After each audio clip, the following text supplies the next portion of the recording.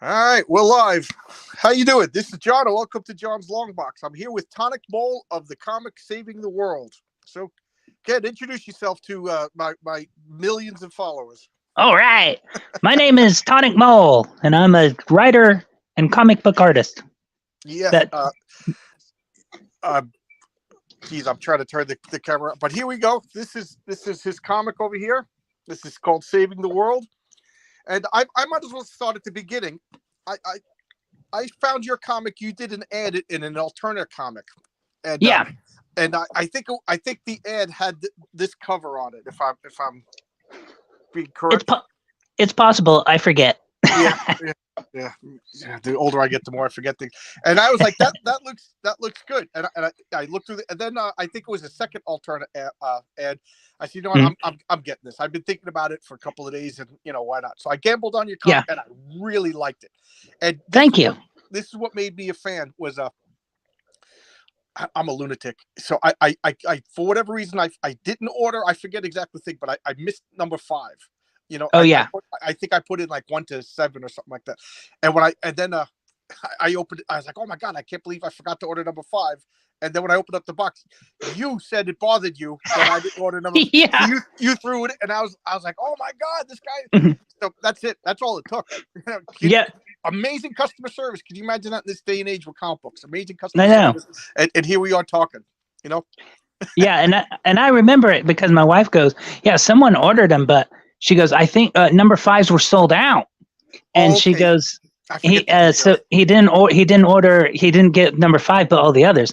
I was like, because we didn't put them up there because we had like just a handful. So if you have it, too likely to not have it or something like that. But we had one. I was like, we have to just put in a number 5. That'd be a nightmare. Yes. So I was just like, oh man, because I looked back at what I ordered a couple of days later, and I was like, I can't believe I forgot number 5. I must have skimmed down, or maybe you didn't have it. I forget what. But I remember going to eBay and going on Amazon. I was like, I can't read these until I get number 5 because I'm going to sit there, and open up the box. I'm like, how did it get there? It was awesome. Yeah.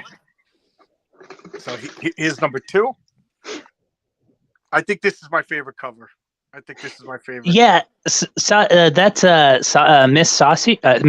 Sashi, and she's from I think South Africa. Yes, she's done covers for like everybody. Yes, I if you remember for like I don't know if you know, but what's his name? Nurkish was popular for like a month. Right. Yeah, and Sashi does all of his animations, and also as fast as Nurkish came, Nurkish disappeared. Right. Yeah. And I just did a showcase of your comic, and I kept getting the name. I kept saying Tonic Monk and Tonic. I get the names mixed up because I'm a right. Could you just set the record straight, because I feel bad that I gave wrong information. I gave a little supplemental, but some people, you know what I mean, that they're gonna right. I'm Tonicmole, and then the guy that does most of my covers, that's Illustrator Monk. Yeah, and we and a lot of so we have like a little Patreon where it's mostly just Monk posting like little pinups he draws and stuff like that, and I try to anyways, it's called Monk and Mole, so it's pretty easy to confuse where there's Monk and Mole, because it kind of rolls off the tongue. If you see my videos, I'm always talking about like names, just like, unless your name is like Brian or Phil, names always throw me off, and I mess up names all the time. So forgive me. Now I gotta ask, are you guys like childhood friends? Are you like those 2 kids that scribbled in 3rd grade together and said we're gonna make comics and made the dream come true? Oddly enough, no. I met him on Twitter like a few months before I did issue number 1. Okay. He drew a picture of. I'm kind of obsessed with finding art of like like characters I like, but I never felt were drawn properly. And Batgirl is one of those to where I always feel like there's some artists I really like that have actually, but never have really captured that. Anyways, he did a pinup of Batgirl just like jumping through a city or something. You know, I've And I seen was, that. yeah. And I was like, maybe you posted it and I'm thinking it was older, but yeah, I've seen that. Yeah, maybe. it was gorgeous. Yeah, and I was like, that's perfect, Batgirl. So anyway, so I followed him and started talking to him and stuff like that. And then he said, oh, I'll do a cover. And we just kind of went from there. Because the only issue he didn't do a cover for was number 2. Because at the time, you know, I was kind of like, well, I'll just hire a different artist for every cover. And so I had Monk do that number 1. Well, then I had Sashi do number 2. But then I was kind of like, well, man, I really like the aesthetic of Monk's covers. Yeah, so, anyways, I don't want to take anything away from you, but I that ad with his artwork sold me on the comic. Right, yeah. Yeah, I don't mean that to sound insulting. That means, you know, I'm trying to say Tonic Monk. I do it again. Is that good? You know, there's something about it. It's like the girls are sexy, but they're superheroes at the same time. You know, it's exactly what you want in a superhero comic featuring a girl. Yeah, and he, you know, his style kind of, it always reminded me of a slightly more manga influenced J. Scott Campbell. You know, it has, you know, kind of that same aesthetic a little bit. You know what I was gonna say? It's more of a superhero retro pinup is the way I would describe it. Right. And see, that was our first issue. He said, "Oh, I do a cover." He goes, "What are you thinking?" And I was like, "Well, I really like 1950s pinups and 40s and 50s pinups." I was thinking of something like that because my interior comic is, you know, kind of 90s underground comics a little bit. Yes, and go ahead. And so I wanted this cover to kind of be a juxtaposition. Yeah, I know. There you go. Fancier than we can say. I wanted to contrast with the interiors, you know. So I was like, yeah, 19 like this. Yeah, the straight lace 50s pinup thing. And so, yeah, and you know, she's jumping, her cape's hooked on the thing, and she's going, "Oh my," you know, that whole idea. And like that Coppertone ad with the dog pulling down the bathing suit.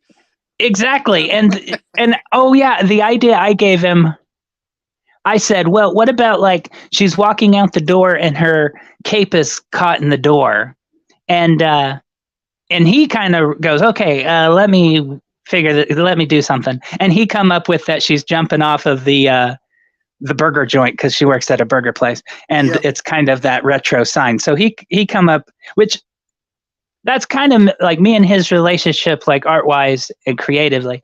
That is largely it. And well, me and probably all artists I work with is I just give vague. I don't like to tell them too much. Like even like character design, I say, this is my character design, but you know, it's super flexible. Come up, do whatever feels right. Just from talking to you in like a few months, I've realized like you're like the most chill guy I've ever met. Because you know, like now I draw Kira with like some yellow accents to her suit, but I'm a very black and white comic book artist, so I see it in black and white. So to me, her costume was white and black. And Monk on that first cover, he added the detail, like the yellow detail to her boots and her gloves and on her suit and stuff. And oh yeah, her eyes being green is Monk drew them green. So I was like, okay. I think I originally she always had green eyes because in comic books, if you have red hair, you have green eyes. Right, exactly. Yeah. I pictured them brown, but I really didn't picture them a color, so I don't do that. But so and then when I Sashi, I gave her like me and Monk's art, and so then she kind of did the more big, the yellow superhero gloves and all this, and so inherently, as other artists come in and do covers, they kind of put in their 2 cents, and Jim Lawson, that drew Ninja Turtles forever, I told him the same thing, and he did a pinup. Well, it's a variant cover of that one. Anyways, that is drawn by Jim Lawson, and he put her in like what'd you call it, like underwear type things, like a leotard Okay. without pants, Yeah. and so he went a completely different direction, and I freaking loved it. and and part of the canon is that she destroys her costume Yeah, I was gonna say a lot. she's not a billionaire living in a bat cave or anything like that. So I figured Right. after every adventure, she's just remaking her costume. So it kind of fits the aesthetic that she would Exactly. have different It'll suits. be yeah. She's and her friend is and there's so many aspects that you Nora. can't. Yeah, Nora. You can't include everything, and Well, but she is, of course, like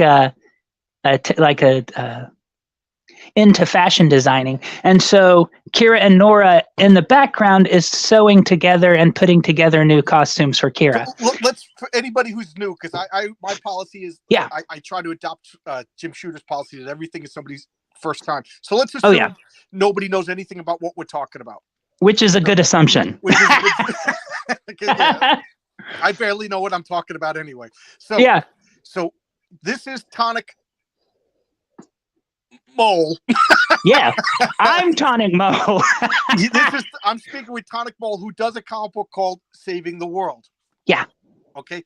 And I was all I really got to say was how much I like the man himself for helping my anal retentive self out by filling in a comic I forgot to order, and now I'm a fan for life. So he did this comic called Saving the World. And what is Saving the World? Okay. Softball. So Saving the World was my I actually never did superhero comics since when I was a little kid, like 8 or 9, I drew I like drawing superheroes. But then once I got into my teens, it was all The Crow and Ghost World and 90s underground stuff. And so I was really, really into that, but got nowhere. I had a few little things published here and there. So anyways, so as I got trying to break into comics since the 90s.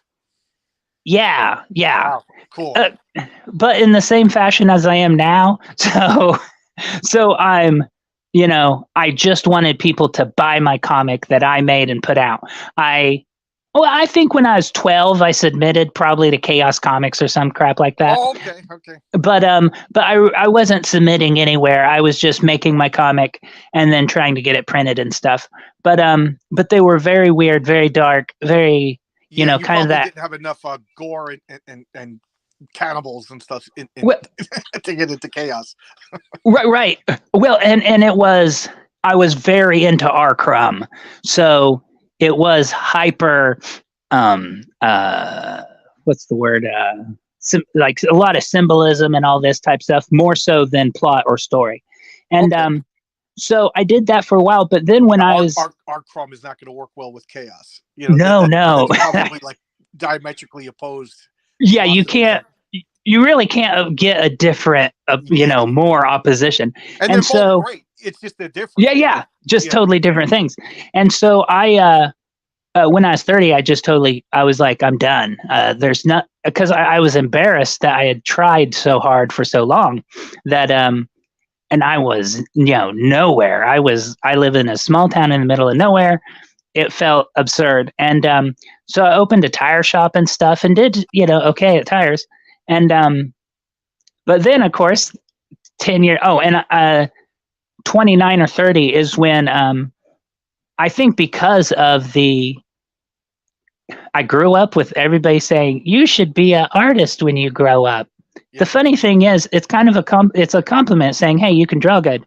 Yeah, but they mean well, I'm sure. Yeah, they mean well, except for that's huge pressure on a guy who can't actually, you look at guys who are 17, like Jim Lee and those guys who are and they're just phenomenal illustrators. I was talking to my wife about this. Some people are just born with a gift. I started getting into, I don't know if you know the musical artist, Andrew Bird. The guy started playing violin when he was 4. Right. You know what I mean? Jesus, And so, in my small town, I was great. But, and so that pressure got to me. But then, I drew Saving the World #1 when I was like 29.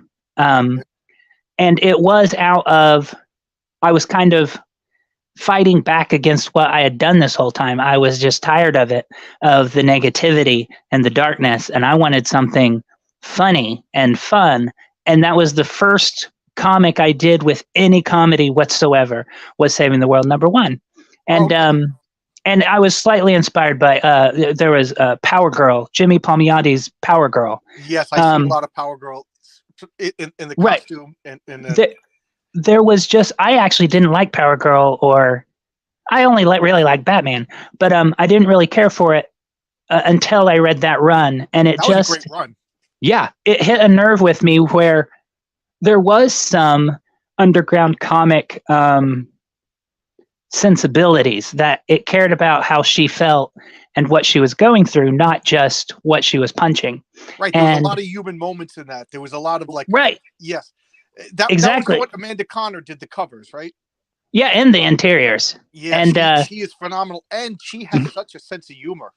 mm-hmm. You know, I don't know if you ever read Super Pro, a comic that I Yeah, probably yeah, won't be showing on a live stream, right, but right, she has a sense of humor. I think she's laughing as she's drawing, and it comes off in her artwork. yeah, You know, definitely, she's yeah. definitely having a good time.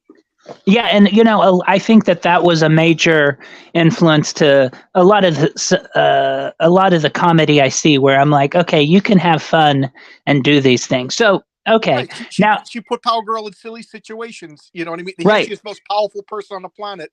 hmm, You know, and she's falling down and getting her elbows there. So right, I didn't put the connection, but I can see that in your comic now. Yeah. yeah, yeah, and there's really, it goes back to '50s pinups.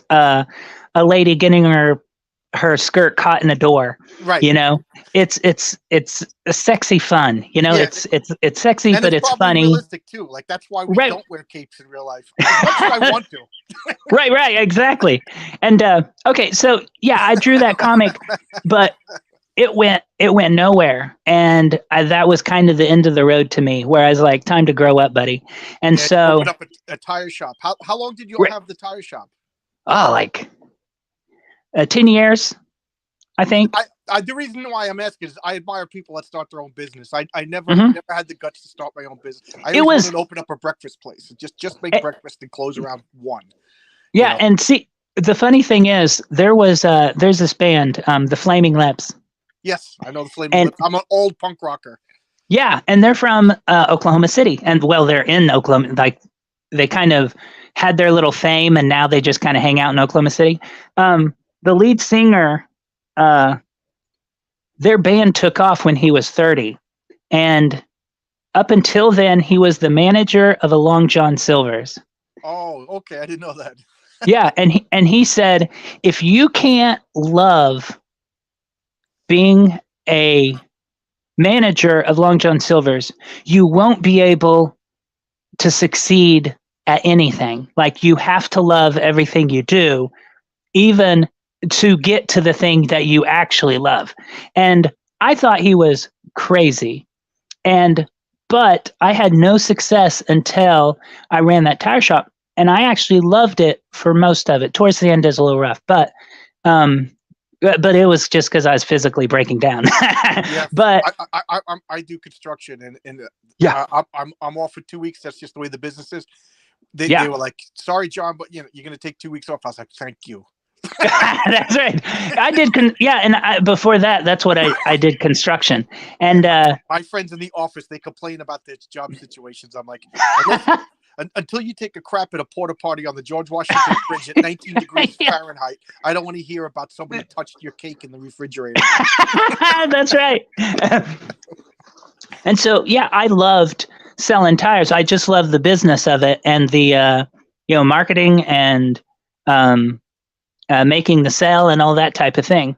And it wasn't until then that I think I understood the most important part of art and comics, which is selling it. Yes. And there's and a so, famous interview with Jack Kirby, and somebody asked him, what do you do for a living? And what do you think Jack Kirby said? He said, I sell comics. Not I right, draw comics, not I write comics. I sell comics. And nobody had more canceled comics than Jack Kirby. yeah, The guy, I just picture like comics coming out of his mouth and eyes and ears, boop, boop, and 99% of them were canceled prematurely, and it didn't stop Right. him. He went, Right. he understood the business. You can't take it Yeah. personal. Right. And and so fast forward, I'm 39 years old, and I wish I was still a baby. I know I was a baby, and I was like, well, I'd like to give it one shot. And what I ended up coming across because I was on Twitter. I talked to Jimmy Palmiotti a little bit, and he said, "Oh, my brother Peter Palmiotti." So then I talked to him. I went on his show, and Doug Garrett was on there, and they were talking about crowdfunding and all this stuff. And I knew of crowdfunding a little, but I was like, man, all these people are doing this. I have hundreds of pages of comic books, but I got one that I might be able to actually sell, and that's that Saving the World. So I pulled it out, and I got an iPad Pro on my phone. Like I have my phone contract with AT&T or whatever. I could do payments because they're $1,600, but I could do like $20 or $30 a month for 2 years or I don't know, something like that. And I was like, okay, I'm going to do it. And so I can draw on this iPad. So I did that. And what I ended up doing was taking pictures of the original art and inking over the top of that on the iPad. So the first issue was actual physical pencils that I inked over. And then by number 2, it was straight to digital from the get-go. But yeah, so I just decided, all right, I'll do this one issue, and at least on my deathbed, I can say I did a comic, and it actually sell to more than like 2 or 3 people. Yeah. And so I did that number 1. Well, it made like off the top of my head, I think close to 2,000. Well, I was just like, this is amazing. And so I instantly went into number 2 and then just never stopped. And and I live in Oklahoma, so I don't need a lot of money. And I'm old, so older. So with my tire shop, I paid off my cars. And so when I was 39, I just had to make like, my utilities and my house payment and stuff like that. And so I was able to, by issue 5 or 6, we sold because it was me and my dad who opened the tire shop, and we were both filling the age. And so, and he's much older than me, obviously, but yeah. we sold it, and I just started doing comic books for a living, and and so far, yeah, and it's been working out pretty good. Okay. But and so that's allowed me to. I'm not paying attention to my phone, so I'm probably going off the screen. But so yeah. So I expanded on that a little bit, but that's roughly how Saving the World came about. So that's your full-time job now is saving. You're saving the world full-time right now. So I'm saving the world. Thank you for your service. That thing, yeah, no problem. You're welcome. So I wanted to talk about the comic itself. Yeah. Well, the first thing that grabbed me was I instantly knew that you were going for like a 90s, because I didn't know you from a hole in the wall when I ordered the comic and I started to read. Right. So I was just like, oh, this does remind me of Peter Bagg and a lot of the 90s comics. Yeah. So I was like, oh, this is perfect for me because that's when I was in college, So I was like, this is nice. I really enjoyed it. But I've said this before. The smallness of it is what I really enjoy. It's right. For those of you who don't know, it's about Kiara. She gets superpowers. She just wakes up one night. She has powers. So I don't want to speculate here and ruin anybody's or poison anybody's minds where it's going. But I very rarely speculate on comics. But I'm kind of strangely intrigued by this. So she has powers, but she's flipping burgers. She's working minimum wage, and like. There's like a car accident, it's very small and I really like that, like small, like not an insult. It's very personal. Right. Yeah, and see that is with that thing, with what I saw in Power Girl, was I saw the opportunity to. All my favorite comics were small moments. It was, I never liked um, the huge overarching, and that was the biggest. Like as a kid, I read Batman, but I didn't read Justice League or anything else. I didn't really care for the other superheroes. But when I picked up Power Girl, um, it was an intimate story that talked about all that weird greater universe of DC, the crisis of Infinite Earths, and all these things. And I was like, these stories can be told well. They're just not. And yeah, and that. Oh, and like Peter Beige and stuff like that. Yeah, that he was. I loved what was it? Hate, his comic Hate, and oddly enough, it's Saving the World is me trying as hard as possible to actually do just a straightforward mainstream superhero book. It's that this is as close as I get. So I don't have to focus and say, okay, let's add some 90s underground. It's all I can do. And so my target is, okay, strive as hard as you can for Gen 13, and where you'll actually land will be far from it, but interesting. So kind of like that. Well, yeah, I definitely see some Fairchild in the fact that she has super strength, and in the course of her battles, this homemade costumes, not unstable molecules, things get torn apart. Which I the elephant in the room over here. I have to say that all the characters, all the women have huge ears. They do. Yes, they have, and I find it so cute. I'm going to try to, because I'm holding my phone with one. I'm going to try to find a picture. I just in the first. Let's see. I just, yeah. Here we go. I don't even know if I'm showing it correctly, and I'm afraid to hit a button, but I don't know if you can see, but. Kiara, her ears, it's just so cute. I just yeah. Yeah, and I was looking back at my art, and it was, I just noticed that all of a sudden, and it's like not consciously. Oh, but okay. I thought that was okay. Not specific. I mean, kind of. I think style is just like that. It just happens. It just develops, yeah. Yeah, and I certainly knew it. And if you look at issue 1. There's some art that was drawn 10 years ago. Yeah, and I do see your art changing from issue 1 to what is it, issue 9? What is the newest one that I have? Yes, so I guess 8 probably. Time has passed. Yeah. Yeah. And so the 1 and 2. This is the one I have. This is 8. Yeah, 8. 9 just finished up on Kickstarter. Everybody. Yeah. I was a couple of days late of getting you on. I wasn't confident enough to ask you. No, that's fine. We did pretty good. Good for you. I'm glad you deserve it. Yeah, I mean, the industry is getting a little shaky.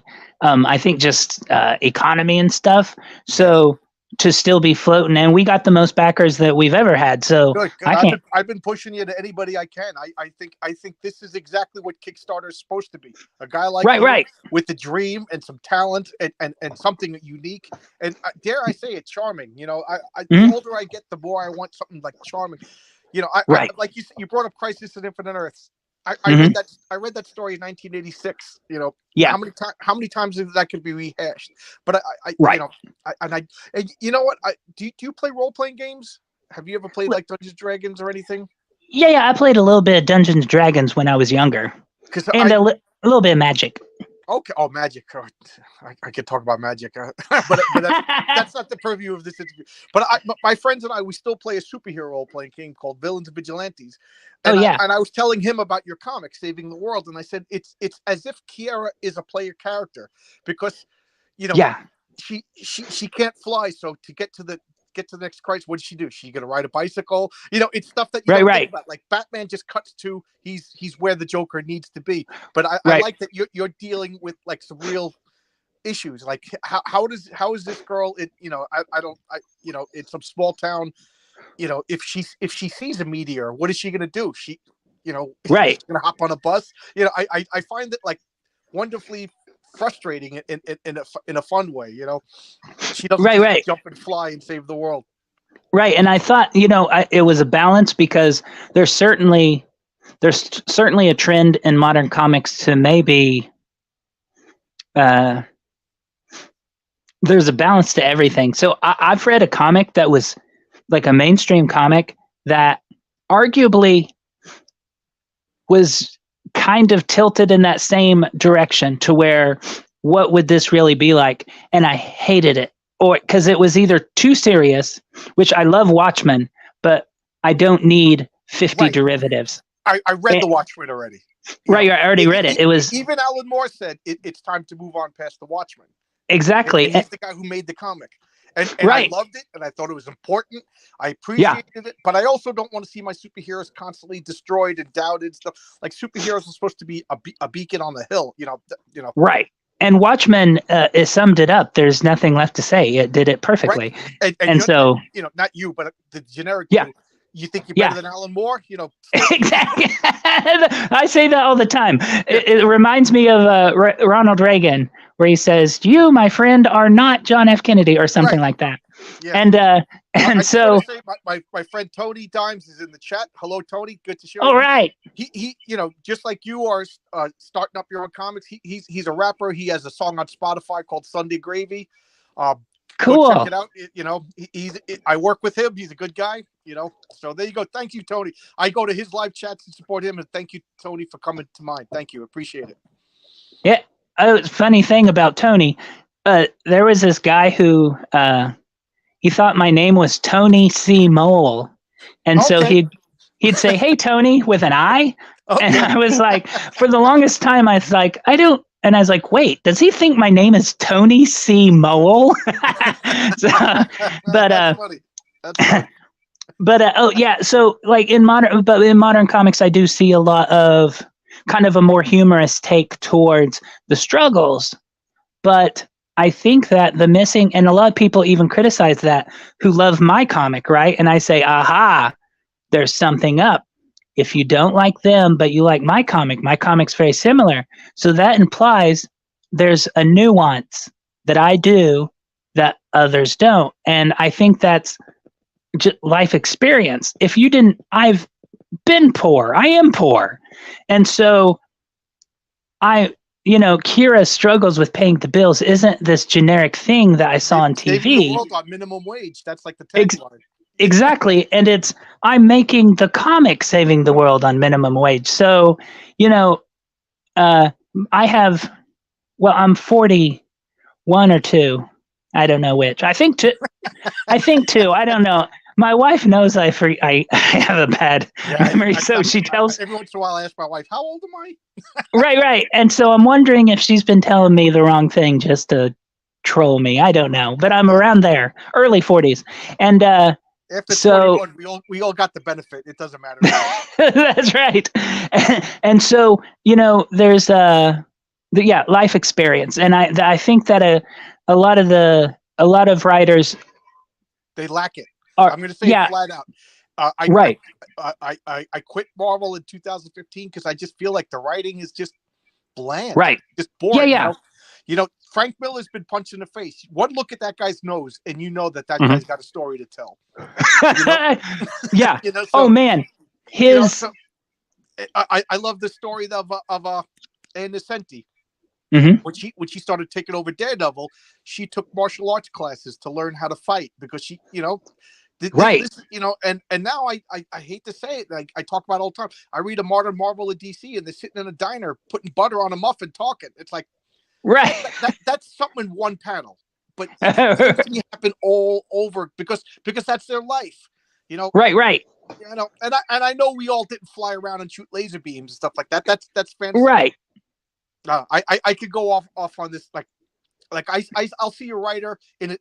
Their name, they wrote a letter in the 60s comic, and they must have been like 12, 13 years old. And right. then in 1992, I'll see them writing comics, and I'm like, oh my God, this guy grew up loving comics. I challenge anybody at Marvel now to say that they were writing letters when they were 13 years old, loving comics. But anyway, right. I'm usurping your time. Yeah, that's one of my that's one of my sore points. yeah, and see, and that's what I think that well, someone asked, on Twitter today or yesterday, something like that, like is the bar to entering indie comics too high? And Good question. and for my opinion, there is. I was photocopying a comic at the local library. I drew the comic. I then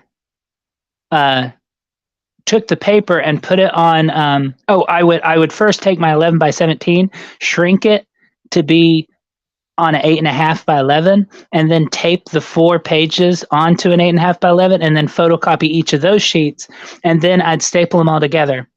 And you got a And comic. then exactly, I got a comic book, and then I would do that a couple hundred times.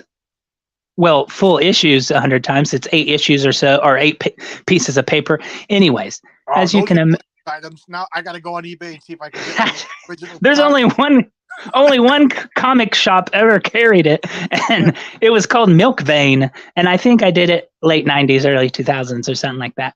And yeah, and I go get them, speculators, before that's right. Out.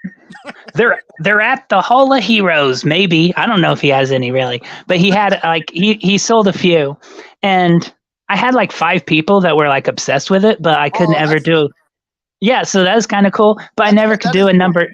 I never got around to doing like a number 2, and so I told you when I was in 3rd and 4th grade, me and my friends on Loose Leaf, we like spoofs, like Mad Magazine. We spoofed TV shows and stuff. Right. We stapled it together, and we called it Sludge. It was like a goof on soap. Yeah, that was popular at the time. And then we charged the other kids to read it. That's right. And then we would tell them, like, you got to tell everybody that they want to read it. Right. Okay. Like, we'd let one person read it for free, but that person's job was to tell everybody how funny it was. Oh, I can't tell you. You got to read. So that's right. So we would make like, I don't know, like $18 an issue, but the nuns made us give back the money. Hey, that's just capitalism. Yeah. I was selling comics even as a 4th grade. Right. And I still got them. I'm going to showcase one day on my channel. Well, see, yeah, I got, of course, I got a handful that I made just that way of photocopying. So the point of all that is, boy, the bar is low. Anybody can. Yeah, that's a comic. That what you just did with the comic book. You put it in the store and you sold it. Right, and that was really freaking hard. And I could only distribute it to one local store and sell 2 of them. Today, you can draw a comic, send it to an actual print press, print 2 of them if you want, because they don't care. And since you brought up printing, I just want to say these comics are some of the best printed. I don't know where you go, but these feel great. The spine is great. The paper quality is great. I don't know anything about printing, but lately I've been on a printing kick. And Toniccomix are the 2 best quality. I'm talking material. I'm talking physical matter is the best. The coloring on the cover is great. These comic books, Marvel comics, especially from like 5 or 6 years, those are going to disintegrate. And all we have left is Saving the World comics. These are really good. Yeah, comics. And see, there's a balance to all those. So my first 2 or 3, like 3 or 4 issues was with this one printer. Well, the problem is there's a difference between cardstock and normal paper, even when it's the same poundage. It's like how stiff it is.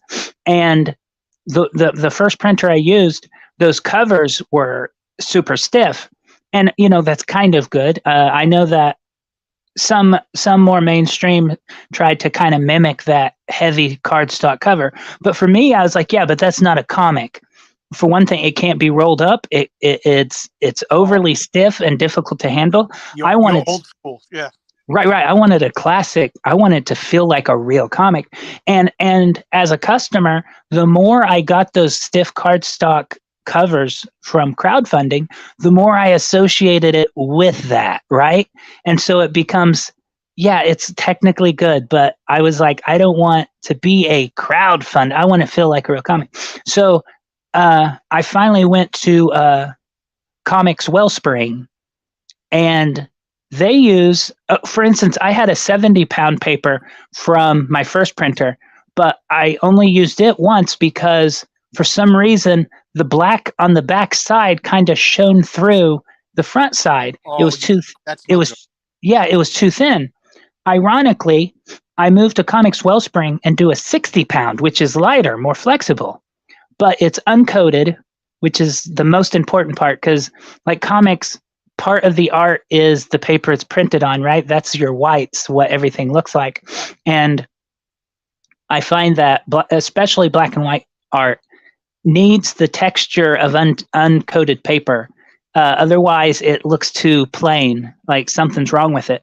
Comics Now, Wellspring. you learned this all on the fly? Yeah. So I was, it was issue 4 or 5 before I finally figured out what I was looking for, and it was a 60-pound uncoated interior. Once I found that, I was like, this is perfect. Okay. And then I think the covers it's an 80-pound cover, except for it's just super flexible. So and I'm assuming that's what all comics were printed on pre 2010, roughly, right? So you have this cover that's heavier than interior, but not like a cardstock. And then you have uncoated interiors, which, in the mid to late 90s, coating them, interior coated pages become a big deal. There's a gloss to it. And I think for color, maybe that is the best way, but for black and white, definitely not. Okay. So yeah, I put a lot of thought in it. Okay. So when you crowdfund, you just get boxes of comics that show up at your house, and I assume you and your wife mail them out? Yep. Oh, that sounds cool. That sounds like, do it yourself. It's, old punk rock, aesthetic. Well, and that's what's probably the most important thing to crowdfunding, that, is the bar too high, and I say, no, the accessibility is at a ridiculous degree. So imagine being Kevin Eastman and Peter Laird in 1983, right? When they had a newspaper printer print their comic in an oblong size. They made it happen. And so with all of our tools, there's no excuse for us not to be able to do something other than admittedly a crowded market. But because of you increase accessibility, you increase how crowded the market is, and you guys stand out. It's a little harder. But when I first got into crowdfunded comics, it was like a novelty. Like Ethan Bent's Skyver's Cyberfrog was the only really one that now there's so much, and I don't mean to be mean to any of these, just the sheer price. Now I find myself like, I'm not going to crowdfund that. At one point, it's just like, I heard of it, I'm crowdfunding it. I heard of it, I crowdfunding it. So now I'm getting to the point where, I'm not really getting anything mainstream anymore, but I'm getting more and more crowdfunded. But I'm starting to get selective. I mean, don't worry, I'll be getting yours. Right. Don't worry about that. But I'm do you wonder if this is sustainable? Like, are we getting, is crowdfunding just a little weird oddity, or is it the future? I think about it a lot. I think that okay, when I start crowdfunding my first issue, it was the Hog Wild was coming to the end. There was tons of crowdfunding in 2018 and 2019. A lot of unfulfilled crowdfunding as well. But then anybody and everybody who ever thought I kind of like comics was releasing a comic, and it was a flood. And I think that part of the problem with the bar, like where the bar is, the accessibility gave people the idea that not just anybody could succeed, but everybody will succeed. And so you get a lot of people who are, a great example is in 2018 and 2019, these guys were paying artists because they were just writers. They would pay artists. I would have to pay an artist. Right. Yeah. and that's thousands of dollars for a 20 to 30 page comic. So they have thousands invested to begin with. Now, that's unheard of for what is really underground comics, which is what crowdfunded is. You know, they say indie. It's like, well, technically, in the 90s, there was actual definitions of these different terms. If you weren't owned by a parent company and sold over 5,000 issues, you were independent. You're an indie publisher. If you were under 5,000 issues, you were an underground publisher. Okay. Nowadays, everybody says, I'm indie. It's like, well, you're not there yet. You got that Dynamite is indie, but we're selling in the hundreds and some in the, low thousands, but I've heard of few that's ever topped 10,000, or 5,000 for that matter. So anyways, I babble a little bit. Okay. So the industry. Have you watched my videos? It's all I do is babble. That's what we're paid to do. So I think that, I think crowdfunding has a future to sustain a real ongoing market, but not one as accessible and as open as it has been. That in reality, it reminds me of Nintendo versus Atari way back in the 80s. So Atari came out, was hugely successful, but then Nintendo came out and dominated. Nintendo's major benefit was that Atari allowed anybody and everybody to create a video game. So too often people were buying a video game and it was unplayable. It wasn't actually functional. Oh, wow. And Nintendo, you had to it had to be okayed by them. Okay. And so if you bought a Nintendo game, they even had a little chip that was on the cartridges so that you couldn't make a game on the cartridge and it play so it's kind of the first region lock type situation. Okay. And it becomes super common soon, by the 90s. But back then it was kind of a big weird deal. Like Nintendo don't let just anybody release a game on there. Approval on it. They don't want to right. brand, yeah. But yeah, it ended up being a huge successful thing that to this day is a major thing. You can't just release anything you want on a console. And so, and I see crowdfunding as a similar way. And yeah, as a customer, the majority of things I've gotten from crowdfunding, I go, it's not, too often you either don't get what you ordered at all, which I haven't had too bad. I've had a lot of really late stuff, but I think I'm all caught up to where even if it was 2 years late, they finally shipped that issue. I've been pretty fortunate. I've gotten everything I've ordered, and I don't mind waiting. I still got 22 boxes of comics to read, so I don't mind if you're late. But I could understand why, like I don't know if you don't, like Cyberfrog has been like 2 years late. Right. I don't particularly care. I got other things to do. I got bills to pay. Right. But I could see other people using it against him to attack him, and you know what? They're right. It's 2 years late. Right. So and as like on a business side, right? It's just bad business, right? I like the guy, but it's this is on my to read pile. Right. For the average comic book creator, it's not going to fly. Now, right. You got to stick to a schedule. It's part of discipline, Right. And at least a lot of my readers, the primary thing is that they don't like mainstream comics that are at the comic book store, but they love the hobby. They want to continue being able to read comics. I can't release them monthly. I wish I could, because I have enough story to still last me till I'm dead. But I can release 4 a year, and I have to release 4. And Terry Moore he once said on one of his videos, I believe, that Terry Moore does the comic Strangers in Paradise. Yeah, Strangers in Paradise.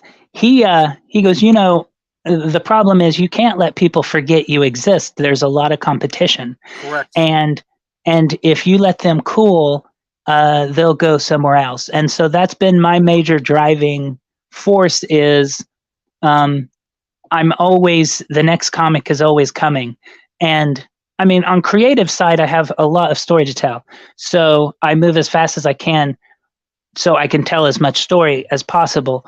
But on a business side, I don't, I'll probably eventually do it, but I don't do YouTube videos. Like I have a YouTube channel. I don't use it. My only real social media is on Twitter and a little bit of Facebook. So you laugh on Twitter. You're funny. Yeah, I like it, but I can't. It's other than Twitter. It's hard for me to keep my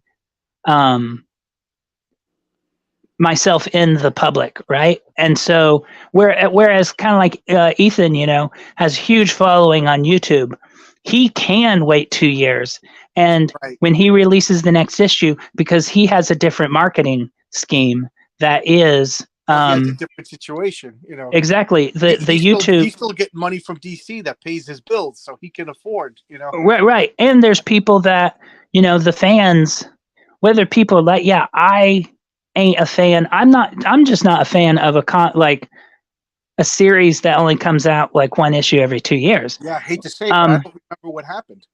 Right. The next issue of Cyberfrog comes out, I'm gonna be like, who are these characters again? Right. You guys start over. Those of you who are going to use this against Ethan, I like the guy and I like the comic, but let's be real. 2 years between issues. I can't remember. That's why I started reading 5-issue miniseries all in one shot, because if I wait a month, I'm like, who the hell are these people again? That's right. Yeah, it's like playing a half of a video game that's like story wise, and then you try to go back and you're like, I got to start over. Right. I had to rewatch every Lord of the Rings movie the next time the movie came. And I read the books 100 times. Right. Yes. And see, yeah, and there's is a good example of kind of like we said, you're you're not Alan Moore. It's the same thing as someone goes, well, you shouldn't wait 2 years. It's like, yeah, especially if you're not Ethan, right? Just know who you are. No, I can't do that. I couldn't wait 2 years. I'd have my major drive isn't a YouTube show or these types of promotions and stuff or a fandom. It is strictly the comic book. So it needs to come out. Do you think everybody has to be a little bit of Stan Lee these days? Like a self-promoter, like a Circus Barker? Yes. Yes. I agree. Oh, on a level that I think that's where people say is the bar too high.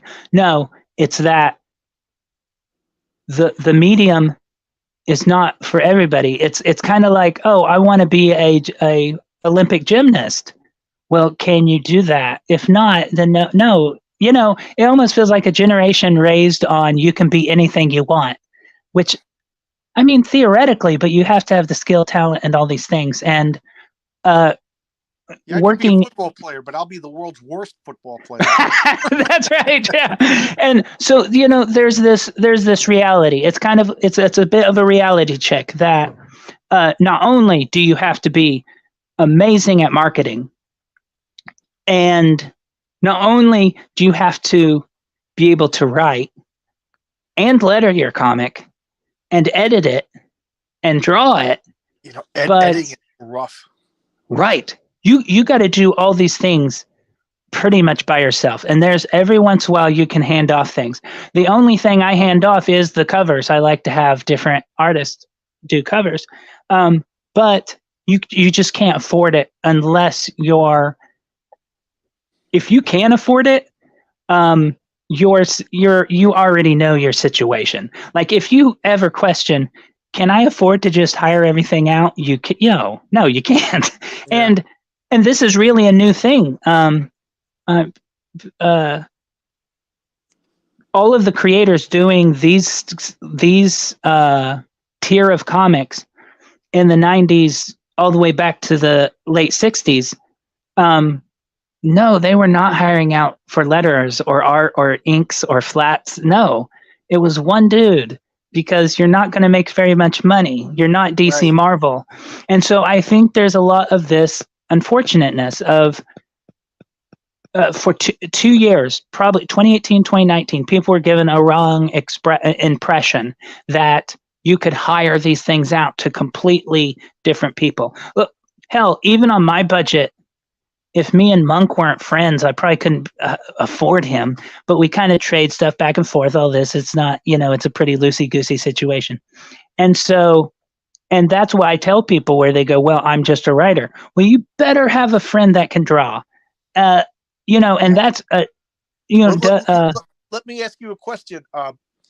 You edit yourself. Do you have a friend or your wife or anybody that, because one of my biggest criticisms, and it to me, it's almost unforgivable, is bad editing. And I will say, like Image Comics in the 90s, they had the art, they hired top quality writers, but their stories were so badly edited, sometimes they were unreadable. Right.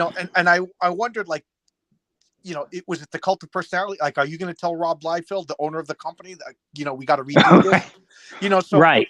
So you do your own editing, and I follow your comic. Everything makes sense. I know who the characters are. There's never that you turn the page and you go like, what's going on? Like it's well done. So do you have somebody else that you read your stuff and be like, what's going on here, or anything like that? Well, it's really more.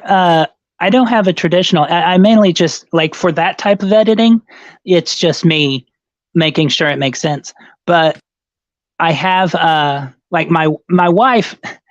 I'd say she's a co-writer largely because we talk so much about the narratives.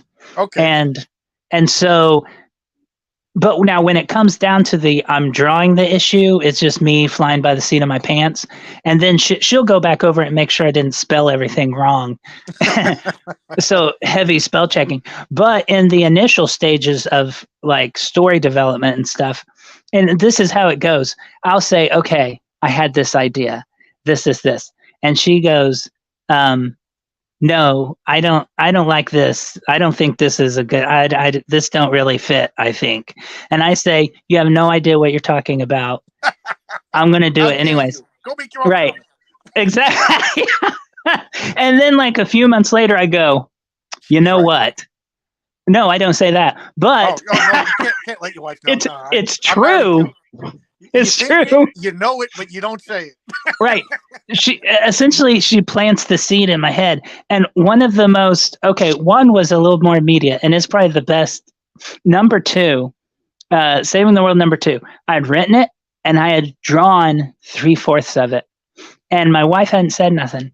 And she goes, the ending of the script, I think it's too much jokes. You don't take it seriously at the end. And so it just coasts in on a joke. And because it originally was a lot different anyways. And she goes, and a lot of this doesn't even make sense how it leads up to it and all this stuff. And I was like, it's too late. I'm almost done drawing this thing. I already have the script. And if I change it, a lot of it's based on these kind of jokes and stuff that are segues, and it's like a puzzle. I was like, I can't. There's no way I can fix this now, and all this. So, but then like later, by that night, I was like, oh God, she's right. This is awful. And so I go back and I end up rewriting the whole ending and taking it more seriously. And that was where, like, that was the first lesson for me that I have to keep that balance. That to me, jokes are like salt. You don't want to, you right. Sprinkle it. Like that to me, I think is what's killing the Marvel universe is right. You got a guy who wants to destroy half the universe, but Scott Lang is goofing around and joking. I'm like, there's a disconnect in my brain, because I do feel that there's something dark happening in your comic beneath the surface. You know what I mean? And this I'm speculating it because I really like your comic. There's something that is scary that that's beyond everything that's hinted at. And I think you do it a really good job. And then, to have people just tap dancing with, joking around, I think it'll undermine everything that you're going for. But there is humor in it, but it's not like, it's kind of organic humor. Like she falls down and two friends say something. Like, you know what I mean? I Right. don't know. Maybe I'm not articulating what I'm saying, but No, and there's a lot of that. I mean, I did mainly horror comics before, oh, you so did? Okay. yeah, and so there is certainly a. I don't want the humor to tread over things too much, but it is certainly a distraction, right? Like a slight. Okay, I'm hoping we'll see how it turns out, but certainly a lot of the idea is some of the most impactful, like emotional things for me came when comedy precluded it, right? To soften your heart up, right? You're like, oh, that's funny. And then you just punch him in the heart as hard as you can. So there's some of that, and I've hinted at, I think number 4 was kind of where I got to hint at that there's a more seriousness, like with Nora. Kira is almost a distraction for Nora to some degree, where there's like, oh, there's this busty redhead who's a new, yeah, there you go. She's this busty redhead that's kind of clumsy and stuff that works at a fast food zone, and then oh yeah, there's her friend, right? Well, that's a little bit on purpose to where you got just her friend. So I'm shaking Kira around, and you're staring at her while and for. You kind of get more of the gist of that Nora being, or at least I hope, I'm working on it. Nora's kind of ditzy attitude is due to why I wrote a superhero comic in a way, because she had a rough childhood. Things didn't go great. She's raised by her grandmother. Her mother is a drug addict, and her dad, because her dad was in the military, died overseas. Her mother took it very bad and become a drug addict. So Nora ends up with her grandmother. So, and then she's living with this coping mechanism. Exactly, and then she's living with this boyfriend, and then she goes straight from living with the boyfriend to living with Kira and being a superhero. She's never been on her own, and she's bounced from one place to another, trying to build the things she never had. It can be scary to be super smart too. You know what I mean? It's like Lovecraft says, one of our greatest gifts is the ability, the ability to not correlate all the horrors in the universe. That's exact, and that is. Well, spoiler alert. We won't talk no more about that. No, but you like pizza? Right. But no, you're totally right on that. That is certainly. That's why I don't want to speculate, because I it's play a game, beat the writer. So I'm trying to beat you at your story. Yeah, but no, that is right. And I don't think it's a bad spoiler. It's good. Okay. Yeah, Nora, that is the thing to where ignorance is bliss, and for a person who has been running away from that, and now you have the ability, and that'll be issue 11, 11 or 12, I hope, that we explore. It'll be a Nora solo type thing. It's called Date Night. Her and her boyfriend, who I've never gotten around to him very much, so it's helping to isolate those two so I can explain better what their relationship is, which I haven't really done at all. It'll be about her kind of trying to get away from all of it, and her and him go out on a date. And she talks about and explores that how horrible for somebody who is trying to escape this, this dark past and all this, to be able to think about everything all at once is not great. And so it explores that even more. So that's what I like about your comic. It's very character driven. Yeah. Like most comic books, just through the nature, especially superheroes, it's story driven. Mm-hmm. Joker robs a bank, Batman follows up on but you don't really, it's only because we have Batman for 80 years that we know any of his details, and Wolverine, you know what I mean? For 40 years, we didn't even know Wolverine's name. It was just, damn guy goes out and takes out. But I'm really, really enjoying the character-driven story of these two. So far, we didn't have Dr. Doom land in the middle of the street and take over all of the United States and all the superheroes. Right. It's been character, I really appreciate that. Like I feel like this is an indie movie. I feel like I feel like it's like a '90s grunge fest in here, which is right up my alley. Yeah. Yeah, and that's I'm definitely a grunge kid, and so and that goes back to the what I think is missing in crowdfunding is people understanding that Well, I'll we're say not. right out, most of the crowdfunders, they're not written well. To the That's point a when I read a well-written crowdfunded comic, yeah. I'm taken back. Like now I can't think, but there was one comic that a crowdfunded comic I got, and I think I showcased it right away. I was like, oh my god, this is the best written. And Right. then I look, it's Mike Barron. Of course. It's right. You go, oh, well, oh my God, shit. Why well. Why can't I think of the name of the comic? That's gonna drive me nuts. I'll put it in the notes to this. But that was the best written crowdfunding. Yeah. I mean, I'm not taking anything away from you saying Mike Barron is a great writer, but that's what I'm enjoying your comic. Right. It's like I care about these characters. They're not just cardboard cutouts. And they're available. They're goofy. They're humor, and I also do feel there's a little bit of darkness behind the eyes that is keeping me interested to go forward. Yeah, and number 11 or 10. I'm sorry, number 10. I showed kind of a cover. I'm working on the cover right now while I draw the rest of number 9.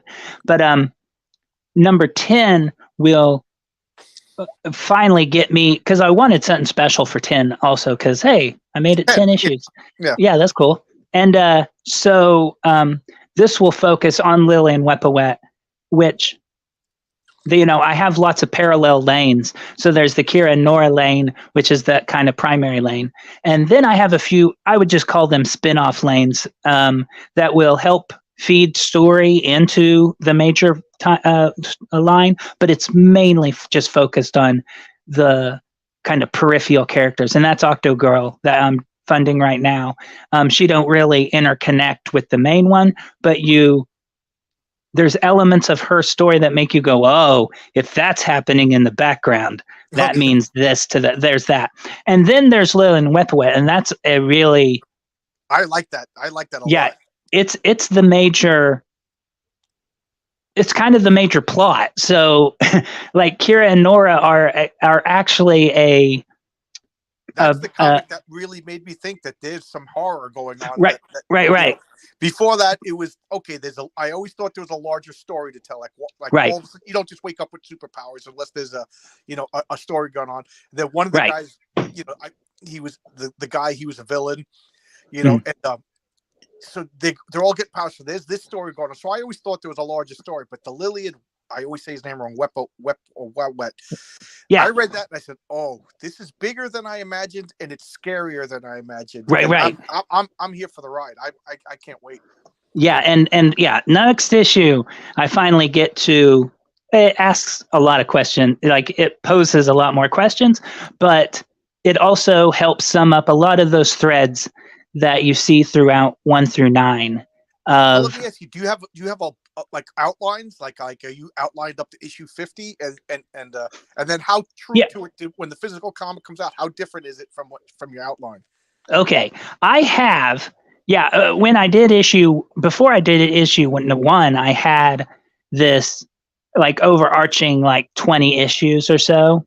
And then as I started making it, I did realize, oh, that's 30 or 40. I thought I could move faster. Like I thought by issue 10 I'd be wrapping it up, and I'm like 1/16. Yeah, I'm just 1/16 at best the way through the primary art, because then I find fun things to do and I don't want to move forward. And so I'm just like, oh well, I'm going to dwell on this, expand it a little bit more. I get paid by the issue too, not by the story, not by the completed arc.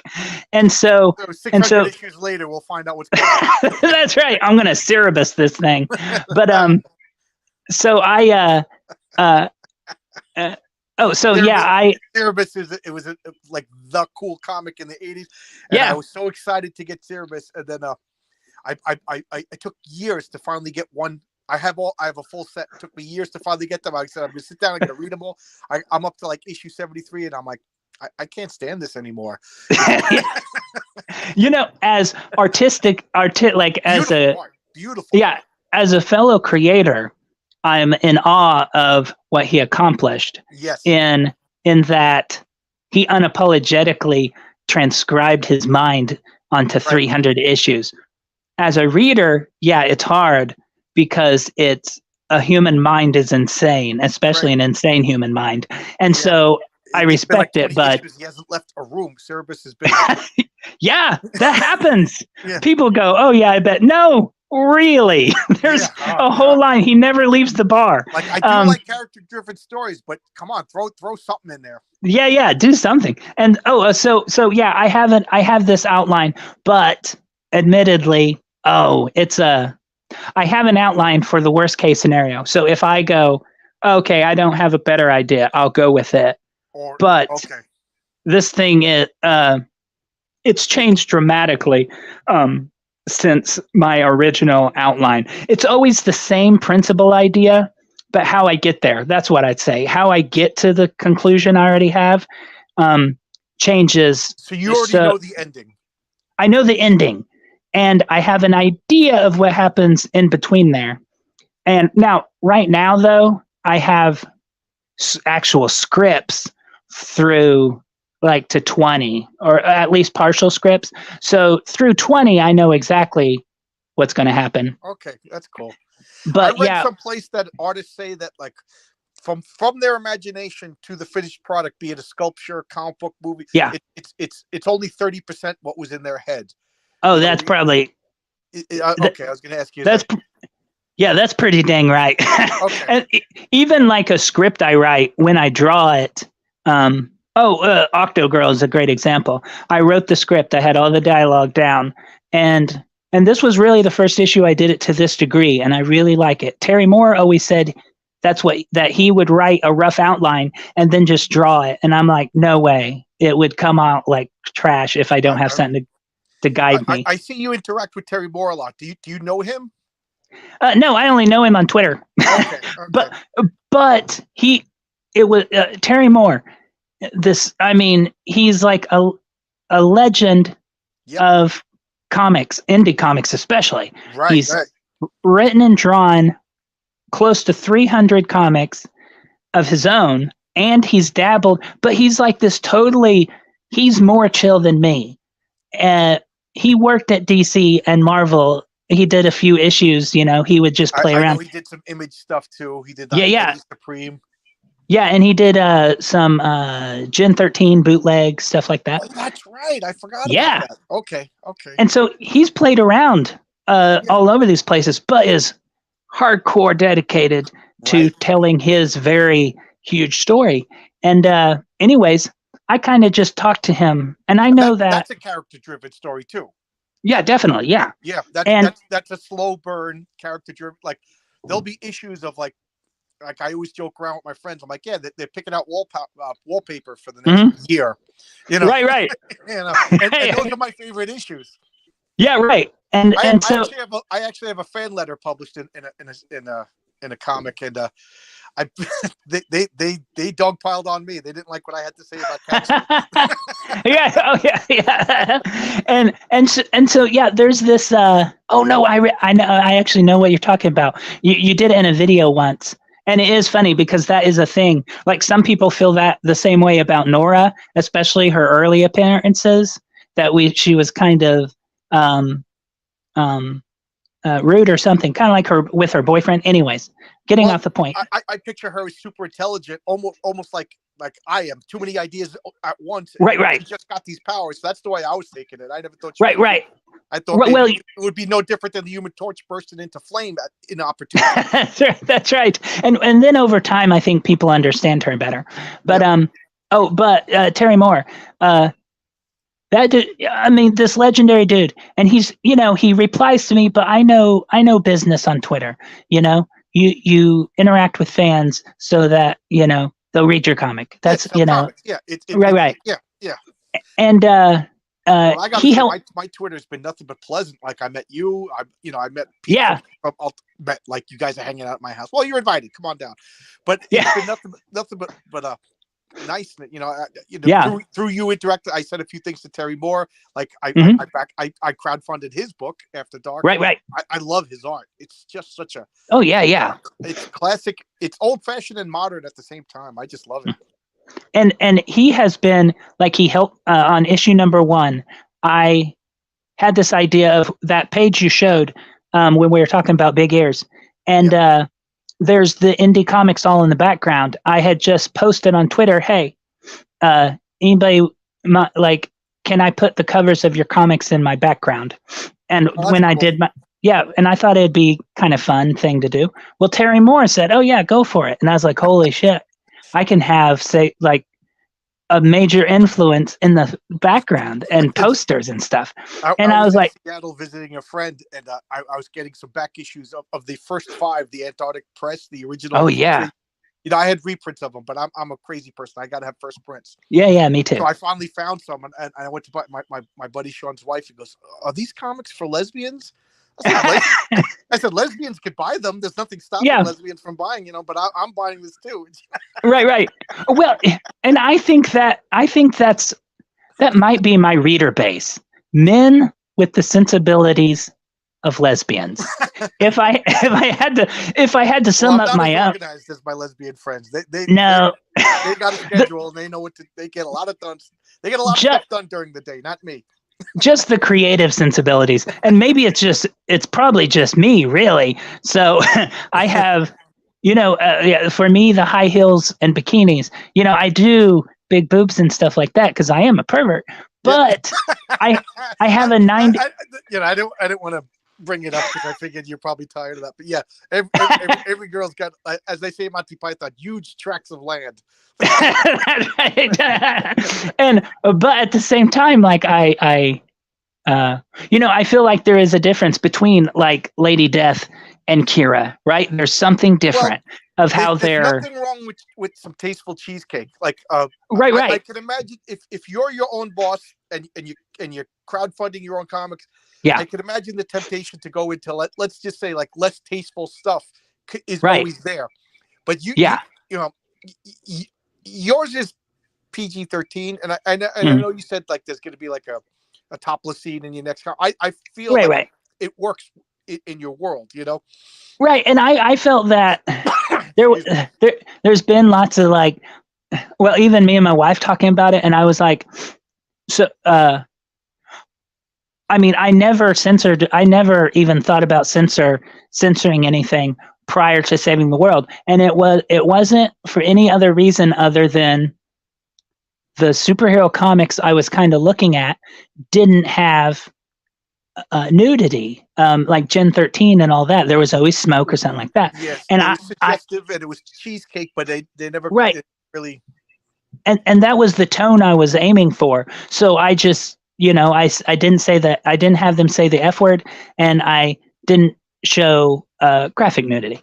But I got to a point to where I'm like, okay, how many smoke clouds can there possibly be? With a woman who grows 10 feet tall, and she doesn't have unstable molecules, guys. Those are expensive over there in the universe. Number 8 was rough. She grows like the size of a 10-story building. When I was reading that, I was like, "Oh wow, these they have superpowers." I was thinking more like Mystery Men superpowers. Right. And so she discovers she can grow huge. Well, there's no way clothes would stay on her, so I couldn't have like convenient shreds of cloth like I did in number 7. Actually, there was no way to get around it, so I drew smoke, and I actually hate bizarre smoke coming from nowhere. Yeah. But I was like, hey, I just do it. It's all I can do. And so then I was doing number 9, which is a lot more grounded. Ironically, and it's all my 8 was out there. 8 was your biggest out there comic. Right. It was the furthest out there, and then number 9 is the most grounded. Like, probably the most like normal grounded cover. Right. Yeah, it's just this casual. Evidently, the more grounded the interiors are, the more outrageous the cover, and vice versa. That seems to be my thing unconsciously. But number 9, it's kind of me finally fulfilling something I wanted to do with number 9 or number 1, I mean, but I just wasn't a good enough writer or artist or disciplined enough. I wanted to make it to where Kira felt like a real girl in the late 90s who comes across these powers, and how she reacts to them, the people around her, and that she lives in the Midwest. I wanted, and it was a tone that I couldn't find, that I just wasn't good enough to do. And so Octogirl's Do you feel origin. you're better as a writer? Oh yeah. And this allowed me to finally, like, I go, no, that's it. This is what I tried to do and didn't really pull it off. I pulled off something that was fine, but this was what I meant to say. Or not meant to say, it's only a feeling. It's hard to explain, but I'll have a feeling that I'm chasing. And this, I feel like I finally kept. Sounds very satisfying then, as the creator. Yeah, to finally capture the little booger. and so a lot. I pulled a lot more from I think that probably what it was is I pulled a lot more from events of my late teenage years and stuff. And this was originally written without any superpowers, not word for word, but some of the basic elements. The characters I had designed for a comic called The Depression, which was just teenagers in the late 90s with no sci-fi, no nothing. It's just straightforward. And I'd actually written a lot of these kind of like treatment comics where I drew them out and then go, no, that's not it. Before I did Saving the World. So with this one, I was like, okay, I have all these characters. I can't believe the title Saving the World hasn't been taken already. How is that possible? I know, that's a great title. I know. And it's Saving the World on minimum wage. Jeez, I could see that movie, like the poster in the movie theater, How is that not done? I looked forever to make certain, because I was like, somebody did Saving the World. That's so obvious. I have a notebook idea that I've been researching the title, because if the title is taken, I'm going to be so mad. I don't want to say it, because then somebody's going to be like, that is a great title, and I'm taking it. Yoink. Yeah, and our biggest worry was we would never get the search results for Saving the World because it's too obvious. Right, and it's such a good title. Yeah, and now we didn't. If you search Saving the World, we'll come up eventually. But if you write Saving the World comic, we're dominated. I was like, we actually did that. I mean, you would think it would just be Superman and Batman, but we've done so many campaigns at this point that we've really, picked up our visibility. But so are you exclusively on Kickstarter? Now I am. Yeah, Indiegogo. Nobody. I'd make a couple of $100, but the effort put into launching their campaigns, and then they get their cut and all this stuff, and then I'd have to fulfillment. I'm hearing a lot of people complaining about Indiegogo shadow banning them. It's hard to say, because our visibility wasn't very good. Now, I will say that I had some guys who said they were diehard Indiegogoers, and then I had both campaigns launching the same day, and they'd back me on Kickstarter. So I would argue that most people buying comics are just moving to Kickstarter. Okay. And because I had big support on Indiegogo for my first issue, that was the major campaign. Like, that was my major place for the first 2 or 3 issues. And it just started to fall off. And I think that as a customer myself, you got 30 days to back a campaign. One day you remember and you see it and you say, I don't really got the money right now. Well, Kickstarter says, well, we ain't going to charge you for 30 days and something like that. And you go, well, I'll just go ahead and get it now. I'll have the money then. Right. And whereas Indiegogo, I gotta say, Indiegogo, just sometimes it was just right after mortgage or right after a home repair, and then and then I forgot about it. Next thing you know, it was right. Yeah. You tell yourself, oh, I'll remember. You're not gonna. No. You're not gonna do it. And so for me, that appears to be what them. Even though people will complain about it, in the end, what they actually do appears to be that they're just It's I just always more tell people, I convenient. don't care what your mouth says. I care what your ass says. You know? That is 100% true. That's Yeah. it. Yeah. And in business, that is everything. Yeah. You know, look at what people do, not what they're telling you. Exactly. They're, Yeah. you know, and so yeah, I don't know about shadow banning. It's really hard. I think that actually customers are just leaving, and so many big comics are on Kickstarter that yeah, it's just easier to stay for a customer to buy everything from one place versus the other, and there might be some um, shadow banning going on, but in my opinion, it is just they're just not a popular platform for the general I've never had audience. problems with Kickstarter. I've been back at board games. Geez, I almost Yeah, 10 years now. You know, so I'm very familiar with both of them. I've never had a problem yeah, with either format. But I don't know. yeah, yeah. And I've I'm not a creator, so I don't know the background details. on the creative side, it's neck and neck. But for me, yeah, Kickstarter just wins out in the end. There's a few little things that just make Indiegogo a huge hassle. Specifically, they don't have a DM feature, no direct messages. Okay. So when Kickstarter wraps and the funding goes through, I just direct message everybody their links to their digital comics. They confirm though it's confirmed that they got it, and I don't have to mess with it. Indiegogo, I have to copy their emails, go to my email thing, send it out, and hope that it doesn't get caught by their spam or whatever. It's a freaking nightmare every time. Okay. Do you like digital comics? Do you read digital comics? I read them. Not really. I don't like them. Yeah, I don't I like mean, them either. I want a physical comic. yeah, I don't know if you've seen that picture that I always show of my comic book room. I want yeah, comics. You know, and I can understand, you know, like if I was a creator, I'd probably send out a couple of digital comics just to get people's interest or for editing yeah. purpose. But I want physical comics. I want a floppy comic in my hand. Right. And and it is the I won't read them. I won't read them if I can.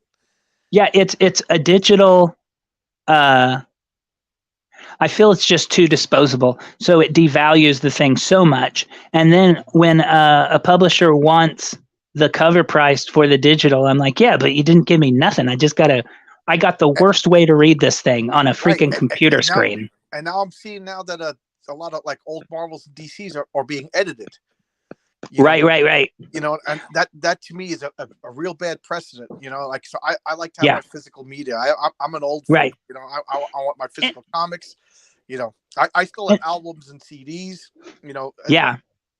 You know, I like books. I won't read a Kindle. Right. Yeah, and you know, so much of the fun of comics has always been there's a textile feel, just like with all the paper, like whether it's 60-pound or 70-pound, and whether it's treated or untreated, that influences how you perceive the story. And I like flipping the page over and seeing the reveal. You know, right. That's the biggest part of how the reveal comes because when you draw a comic, you are definitely thinking about that. Okay, now this scrolling with a mouse, my God, it's the worst way. Plus and we as Americans, we're in front of screens all the time. This is one of my wife's pet peeves now. Is she's trying to limit herself on social media, screens, video games. You know what I mean? And now for my biggest hobby is reading comic books and reading books. I don't that's like another couple of hours a day in front of a screen. You know? Right. And I like, you know, just having a box full of these paper things that you collect.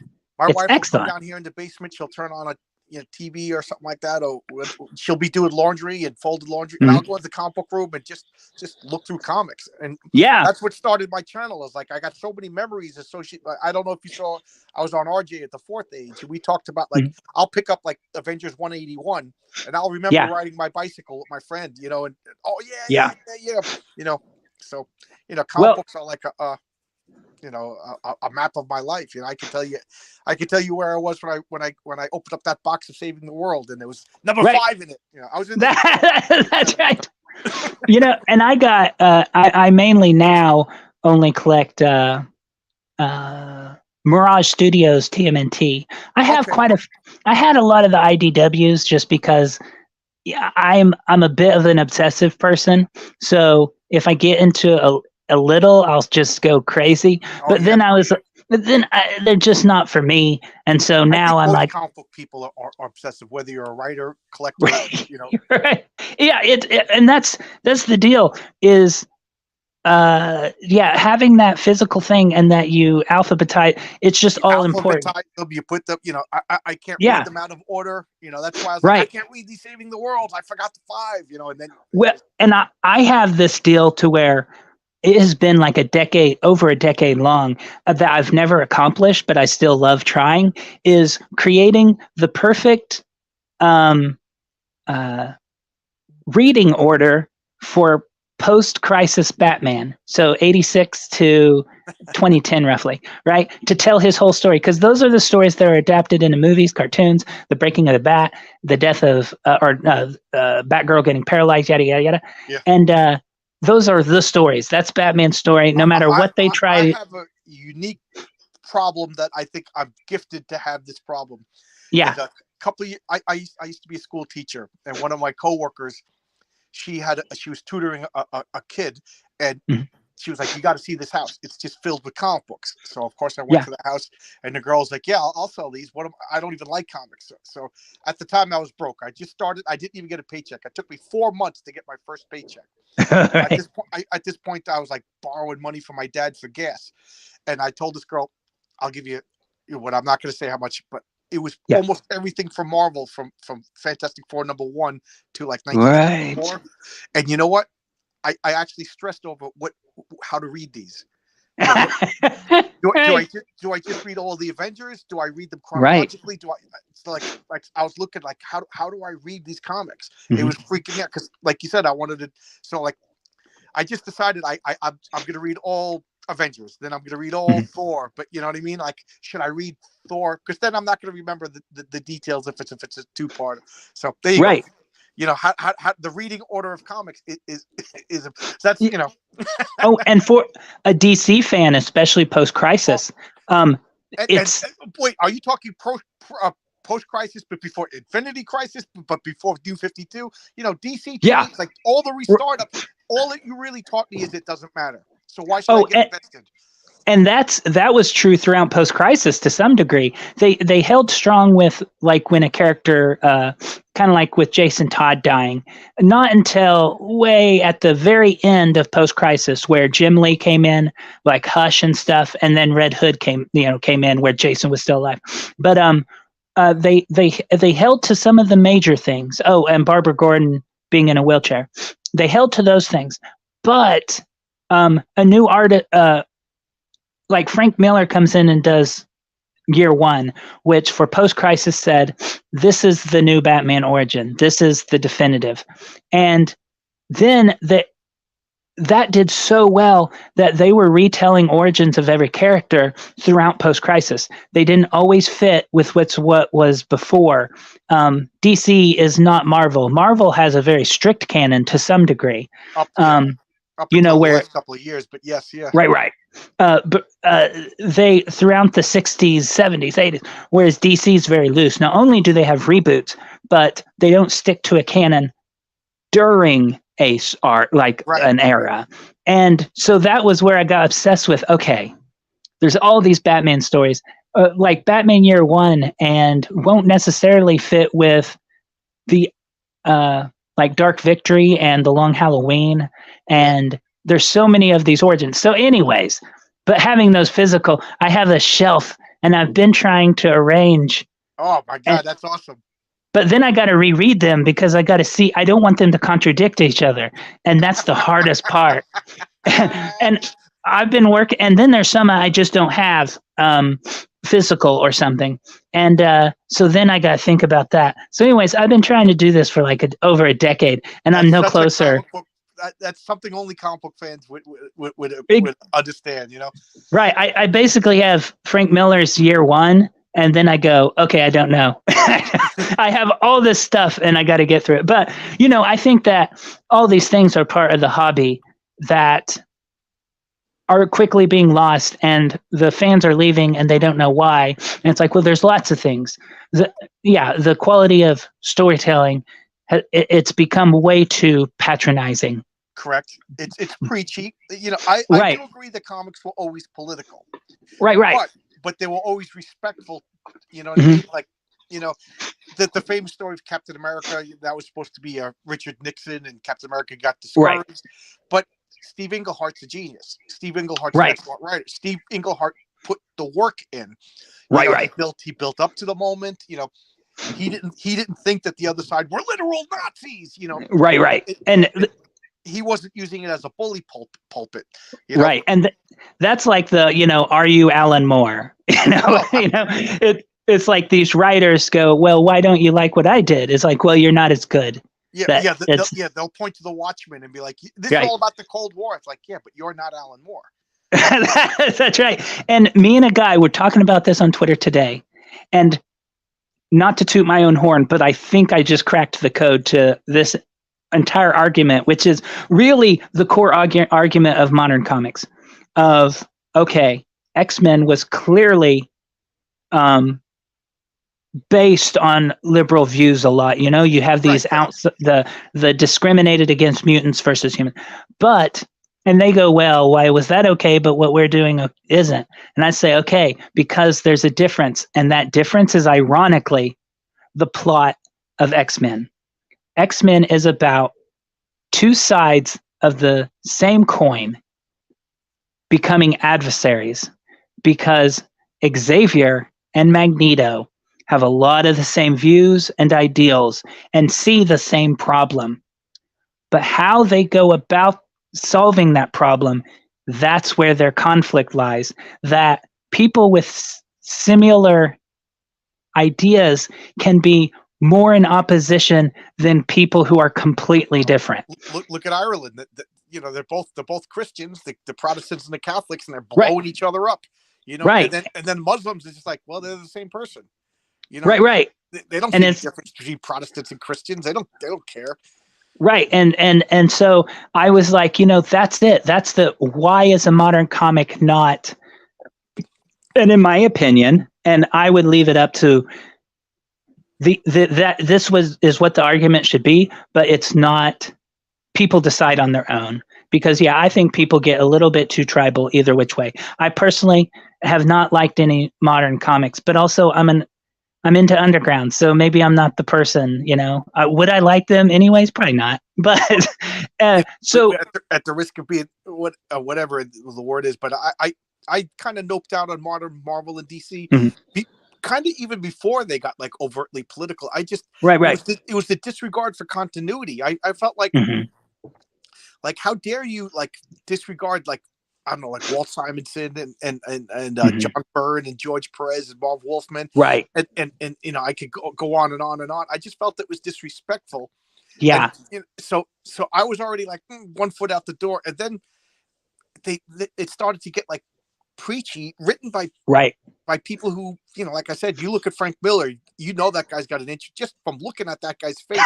You know, right. You know, and then I see these like I don't know, like you I don't know. I'm trying to rein myself in from saying something, but I look at a lot of the people working for Marvel, and I'm like, how are you all exactly the same person? Like you all have the same exact perfect opinions. You know, New York yuppies. Yeah. That where it's like there's no life experience there. These are upper middle class kids who they went to this college, and then they grew up at Disneyland. Frank Miller grew up in Taxi Driver time.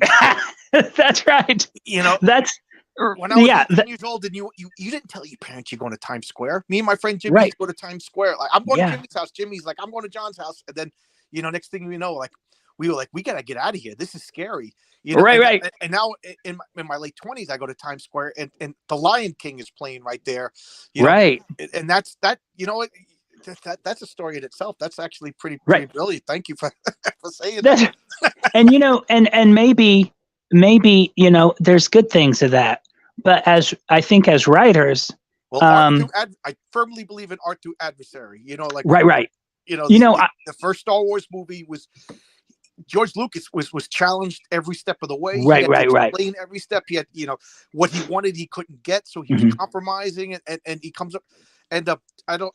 Chuck Dixon always says that getting rid of the Comics Code Authority was one of the worst things.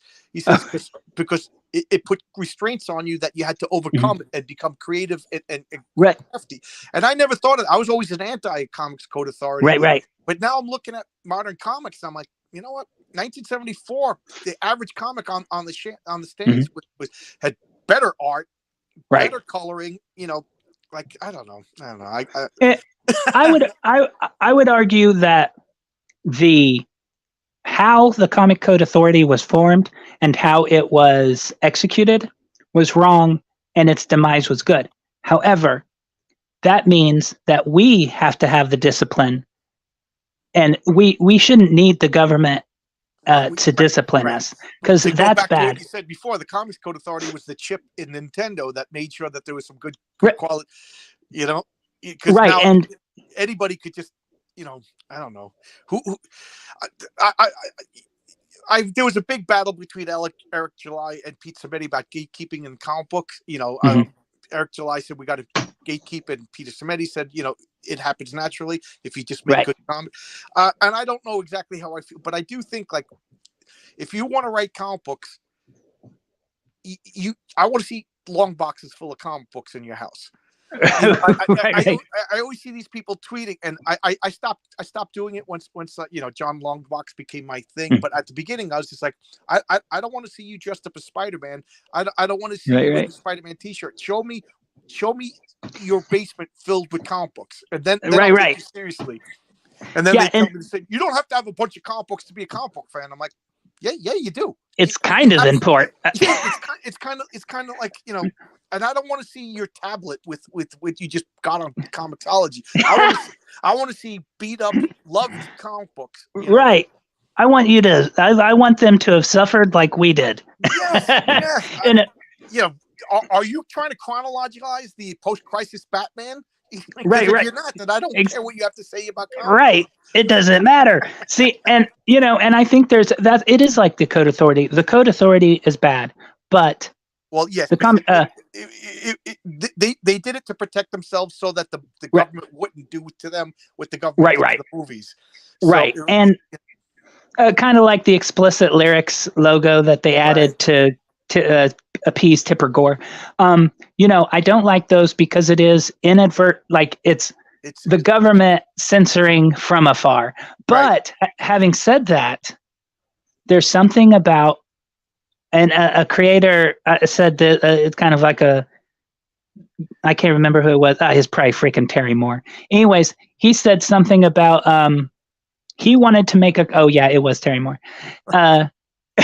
He said that he wanted to do this comic, and he had all these prose he wanted in there, like poems he wrote, and that was the vision he had. And his wife was like, "Nobody wants to read that but you." Right. It's self-indulgent. And you know, and so Cerebus is crazy self-indulgent. That is, you know, that is the most self-indulgent comic, and I'm a comic book freak, and I had to step back. I haven't touched it in like 4 or 5 months. I'm gonna go back into it, but I needed a break. It was like swimming through mud sometimes. Yeah, and for me, you know, Dave Sim, he's one of somebody had to take it. Right. Somebody had to take it that far. But it doesn't mean it's going to always work. But that self-indulgence thing, that really stuck with me when he was like, you know, that would have been overly self-indulgent for me and nobody else. And if I'm making a comic for myself, that's fine. But if I'm trying to sell it to people, like I want other people to read it, that's not okay. I need some restraint.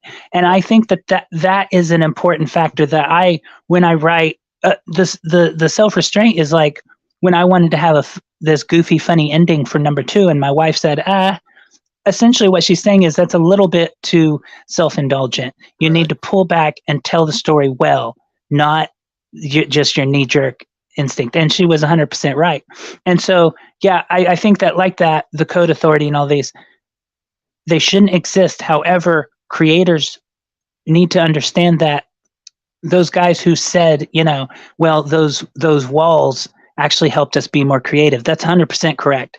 You need to make your own walls, though. Not let a government do it. Oh, I totally agree. Yeah.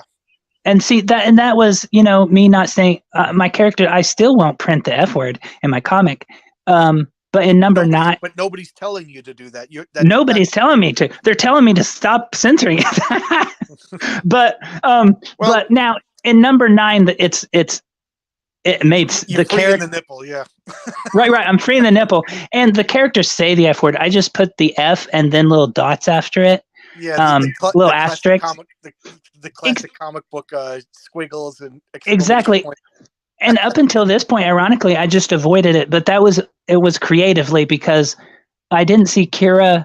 I didn't see Kira as being the type of person to use the F word a lot. She cusses, and my comics has a lot of cussing, but it didn't fit her character to be that.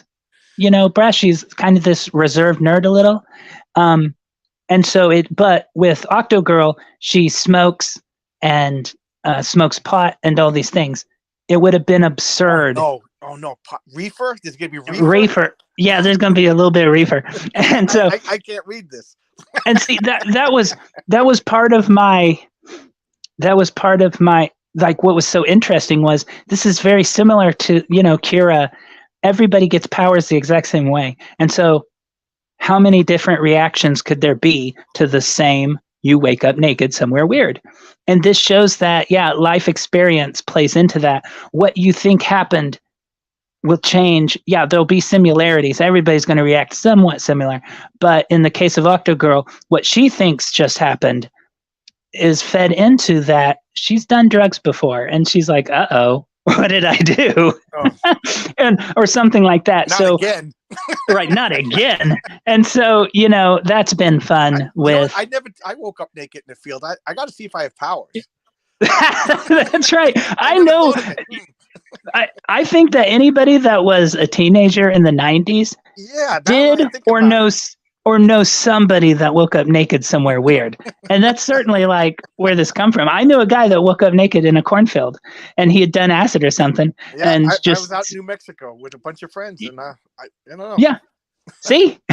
So that's certainly like what I always think about, like with all these characters as they wake up naked. It's always that, oh my God. And maybe that's, I don't know what kids are doing today, but I know, the 90s, I do know 90s was rougher, and they were fun and enjoyable. But I mean, man, I live in a small town in a small state, and growing up as a teenager, the 90s, like the grunge thing and all that, boy, there's a few friends that didn't make it out of their teens.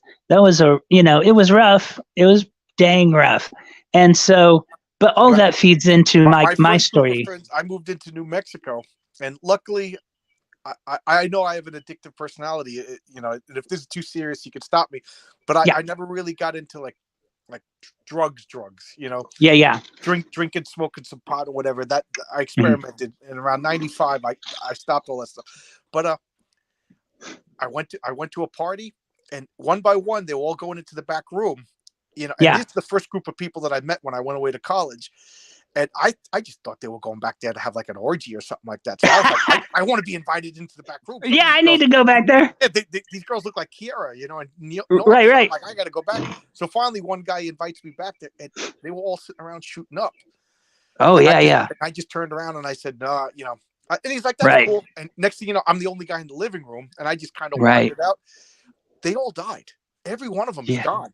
I was there for 7 years, and there was only one guy left from that original group of. So if I had, because I know me, you're doing the same thing. You're categorizing Batman on your shelf. I'm building a room in my house for comic books. I'm organizing them. I'm thinking what order.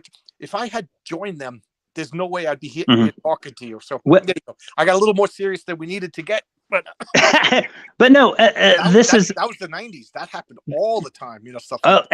And actually, it's good, because Saving the World takes place largely in 96. And so, and I'd mentioned that on Twitter or something, that, this is a different era that TV and movies don't do justice, but that's exactly right. When I was, that's funny. In our role-playing game in Villains Vigilantes, it was April 16th, 1996, when superpowers happened. That is pretty dang close. Mine's October 3rd. I started that campaign around 2002. And that the event happened that created. So that's funny that 1996. I don't know. I always said that my room is bugged and people are stealing my ideas. I didn't know it was you too, Tonicmole. Right, no, it's me too. I've been listening. And I saw the guy you had on the show last, Brian Baugh. Oh, what a great guy, huh? Yeah, me and him. It's the 100th monkey. So there's this kind of theory where monkeys on one continent come up with a technology, and monkeys on a completely different that's never interacted come up with the exact same thing at the same time because they have the same type of brains and come to the same conclusions. Right, and so if you see that in art, so his Wolfie and Batsy, Wolf and Batsy, there's a lot of aesthetic similarities between Lily and Wepawet and his characters, but we didn't know each other, right. And I wrote the first Lily and Wepawet comic I did. It was that was printed. That was in it was a weird anthology back in the 90s that nobody's seen. It's like little ash cans they released, and it was by Panther Comics, which I think it doesn't exist anymore. They did like these 5 little ash cans, and in the 5th issue, it was in there, and then they went defunct. But that was the first time, and I wrote a story that was just them. There wasn't the saving the world thing later. So anyways, he never freaking saw that.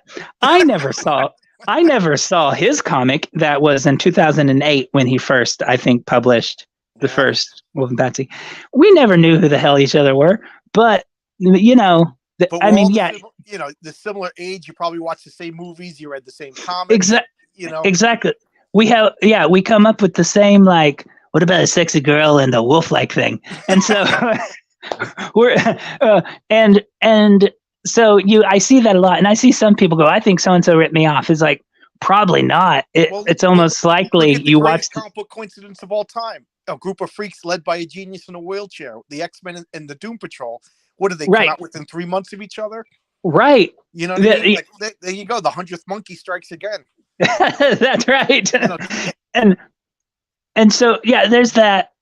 There must have been a TV show on back then or something like that was similar to, that's just too much of a coincidence.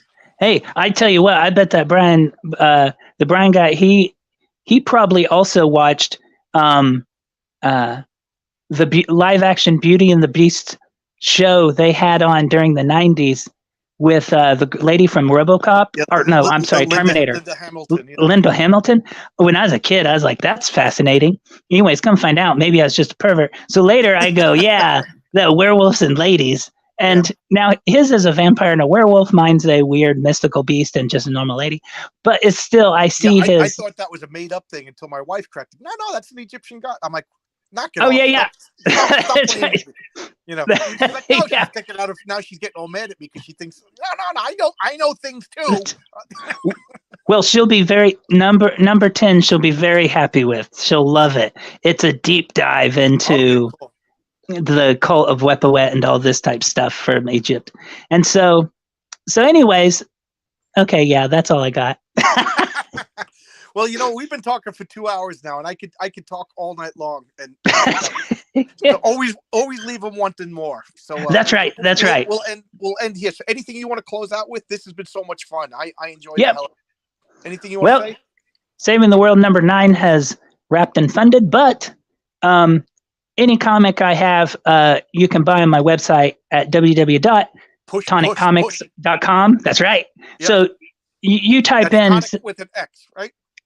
Tonic and then Comix. Yes, I knew there was an X in there somewhere. And if you, it's an original name, so if you just search that, my store will pop up. And I looked up your stuff to get thumbnails to put on Twitter. Yeah, fascinating art, character driven. You've all seen Tonicmole over here. He's a fun guy, a comic book guy. I mean, geez. I'm blown away by that you're chronicalizing how to read Batman. That is a problem I thought only I had, to the point that I never even brought it up even with my nerdy friends. Right. So someday I'll get there. We'll see. Yeah, and then you're gonna realize, why did I even do this? It doesn't matter. Yeah, what I did. Yeah. Oh well, it was fun while it lasted. Fun. Now what? Yeah. All right. So what issue number 9 is going to be shipping when? It will be shipping in about a month. Oh wow! I didn't expect that. Yeah. Yeah. Well, that was my frog over here. You're producing results. Right, and that was my big deal with number 9. Was number 8? It was 48 pages and all this, and so I feel like I just got this. So that's great.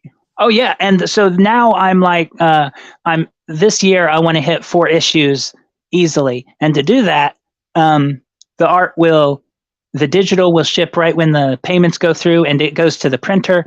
It takes about 2 weeks to get them back from the printer, and then I ship them out, and then I'm hitting the crowdfunded again for number 10.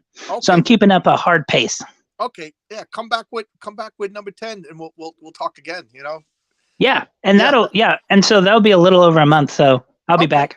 Oh, this was so much fun. Thank you. I was so nervous to invite you on the show, and this was a pleasure. A lot of fun. Yeah. This is fun. Yeah, this is a lot of fun. I'm so glad. Like I say this all the time, I started this channel just because I wanted to talk to people, about comic books. Whether you're a creator, a fan, or whatever, I just want to talk to people about comic books. You know how it is. Once you become an adult, it's hard to make friends. I don't leave the house. Yeah. I work and I come home. It's cold out. I don't want to go outside. When you were a little kid, you just walked up to somebody, you want to be friends? Right. That's right. I tried that. It doesn't work over 40. No, they mace us. Yeah. But thank you so much. This was a lot of fun. I'm gonna get going. My wife is waiting for me to cook dinner, and she's got to go to work in the morning. Not me. I'm all right. All right. But thank you so much, everybody. Saving the world. Here you go. Saving the world. It's a fun, charming comic that something in the background is kind of scary. Yes. I really like it. All right. Thanks a lot, everybody. I'm gonna go now. Thanks a lot. Thank you. See you, John. Bye-bye.